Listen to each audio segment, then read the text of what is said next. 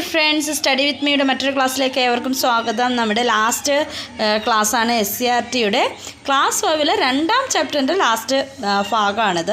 ദേശീയ ഭക്ഷ്യ സുരക്ഷാ നിയമം നിലവിൽ ഇന്ത്യയിൽ വന്നത് 2013 ഈ 2013 ഈ നിയമപ്രകാരം തന്നെ ഇന്ത്യയിൽ എന്തുണ്ട്, ഒരു പൊതു ഭക്ഷ്യ വിതരണ ആലയം നമുക്ക് നിലവിലുണ്ട് അല്ലേ. റേഷൻ കടകൾ മുഖേനയൊക്കെ നമുക്ക് ഇന്ത്യയിലുടനീളം നമുക്ക് എന്ത് വാങ്ങിക്കാൻ കഴിയുന്നുണ്ട്?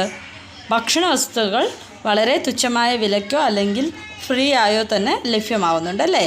ഭക്ഷ്യസുരക്ഷ ഉറപ്പാക്കുന്ന ഒരു നിയമം ഇന്ത്യയിൽ വന്നത് 2013 അതുപോലെ തന്നെ 2023 അന്താരാഷ്ട്ര ചെറുധാന്യ വർഷമായിട്ടാണ് ഐക്യരാഷ്ട്ര സംഘടന ഇത് നമുക്ക് വേണ്ടി ആചരിക്കുന്നത്. ഇത് ധാരാളം പ്രാവശ്യം നമ്മുടെ PSCയിൽ ആവർത്തിച്ച് ചോദിച്ച ചോദ്യമാണ് 2023 എന്ത് വർഷം